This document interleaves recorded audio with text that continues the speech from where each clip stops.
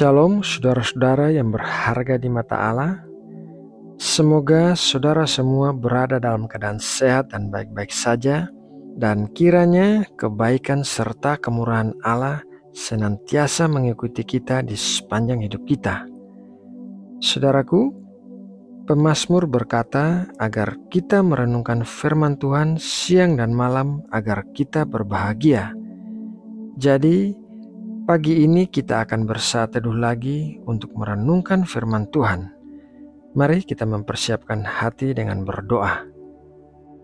Tuhan Allah kami, Tuhan yang berkuasa atas segala ciptaannya, kami bersyukur memiliki Allah yang seperti Engkau yang begitu mengasihi kami. Di sepanjang malam kami telah merasakan kesetiaan-Mu dalam melindungi kami.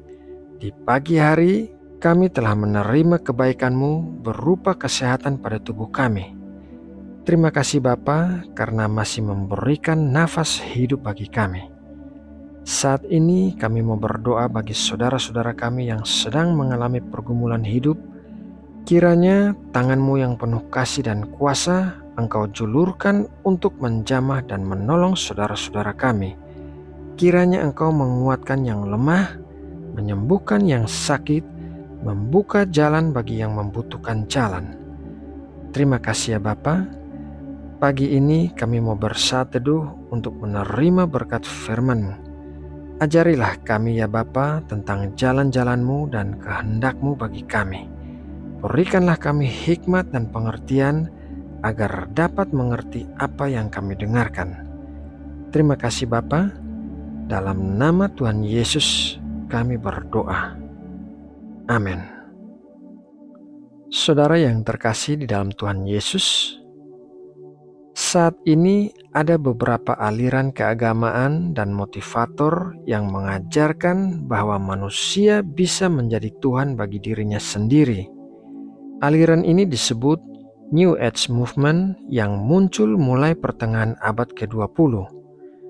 Aliran ini merupakan pengajaran populer yang sebagian penganutnya adalah para pebisnis dan selebriti dunia. Hal ini tidaklah mengherankan, karena menjadi Tuhan bagi dirinya sendiri adalah sesuatu yang menarik bagi manusia dimulai sejak dari Taman Eden. Mari kita membaca dalam Kejadian 3 ayat 4-5. Tetapi ular itu berkata kepada perempuan itu, "Sekali-kali kamu tidak akan mati, tetapi Allah mengetahui bahwa pada waktu kamu memakannya, matamu akan terbuka, dan kamu akan menjadi seperti Allah, tahu tentang yang baik dan yang jahat."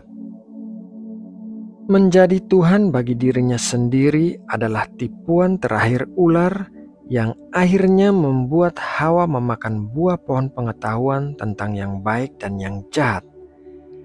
Apa yang ditawarkan oleh ular ini juga merupakan alasan kejatuhan iblis, yaitu ingin menjadi Tuhan bagi dirinya sendiri. Mari kita membaca dalam Yesaya 14 ayat 14. "Aku hendak naik mengatasi ketinggian awan-awan, hendak menyamai yang maha tinggi."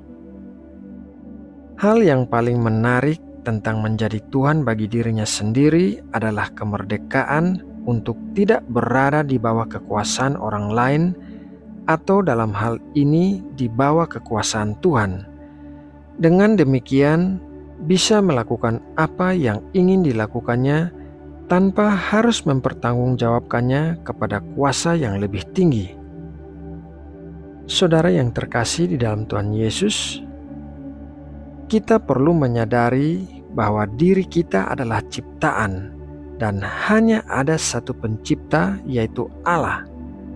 Sebagai ciptaan, kita tidak bisa menjadi pencipta betapa keras pun kita berusaha atau betapa berbakat pun diri kita. Sebuah cerita tentang juara dunia tinju kelas berat, yaitu Muhammad Ali, memberikan pelajaran kepada kita tentang keterbatasan manusia.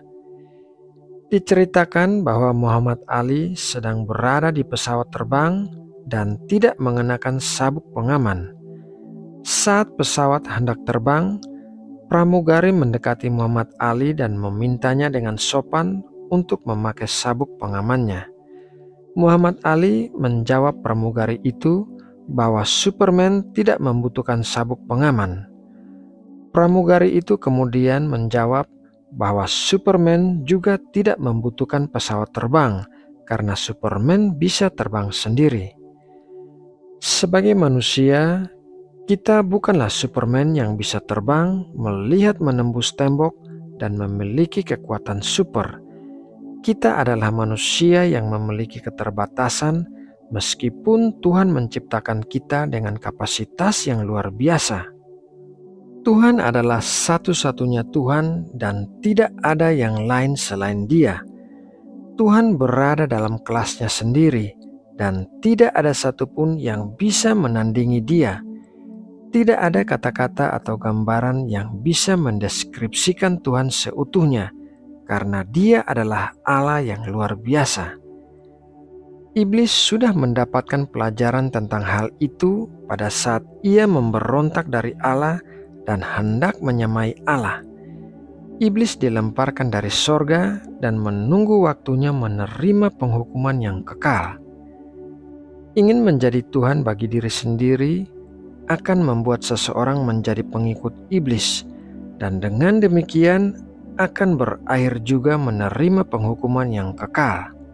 Oleh karena itu, marilah kita menjalani kehidupan kita dengan baik sebagai ciptaan yang tunduk kepada pencipta kita dan menyadari keterbatasan kita sebagai manusia biasa. Kita tidak perlu mencoba menjadi Tuhan bagi diri kita sendiri, seberapa menariknya pun hal itu. Nah, saudara yang terkasih, demikianlah renungan firman Tuhan pagi ini. Semoga memberkati dan menguatkan kita semua. Mari kita berdoa untuk menutup renungan ini. Bapa, terima kasih atas firman-Mu yang telah kami dengarkan hari ini. Engkau telah membuka pikiran dan hati kami melalui kebenaran firman-Mu. Berikanlah kami kekuatan dan hikmat untuk menerapkan ajaran-Mu dalam kehidupan kami sehari-hari. Bimbinglah kami dalam setiap langkah kami, agar kami dapat menjadi saksi yang setia bagi kebaikan-Mu di dunia ini. Terima kasih atas kasih-Mu yang tak terbatas. Di pagi hari ini, kami datang ke hadapan-Mu dengan hati yang penuh syukur. Terima kasih atas karunia hidup yang Kau berikan kepada kami, dan berkatilah kami di dalam setiap langkah kami hari ini. Bimbinglah pikiran kami agar tetap fokus pada hal-hal yang baik dan membawa kebaikan bagi sesama. Tolonglah dalam pekerjaan kami dan berikanlah kami kekuatan untuk menghadapi setiap tantangan. Engkaulah sumber kekuatan dan penghiburan kami. Kami menyerahkan diri kami sepenuhnya kepadamu. Tuhan Allah kami, Sang Pencipta dan Pemelihara segala yang ada, kami datang di hadapan-Mu untuk mendoakan bangsa Indonesia. Berkatilah tanah air kami dan berikanlah hikmat-Mu kepada para pemimpin kami. Berilah mereka kebijaksanaan dan integritas dalam memimpin dan mengambil keputusan yang berdampak positif bagi rakyat, dan bebaskanlah bangsa kami dari korupsi, ketidakadilan, dan konflik. Satukanlah hati dan pikiran kami untuk membangun bangsa yang adil, makmur, dan damai. Berkatilah juga mereka yang berjuang untuk kebaikan sosial, pendidikan, dan kesejahteraan rakyat. Kami berdoa agar Engkau melindungi dan memberkati Indonesia dengan kebahagiaan dan kejayaan. Terima kasih ya Bapa. Dalam nama Tuhan Yesus Kristus, kami berdoa dan mengucap syukur. Amin.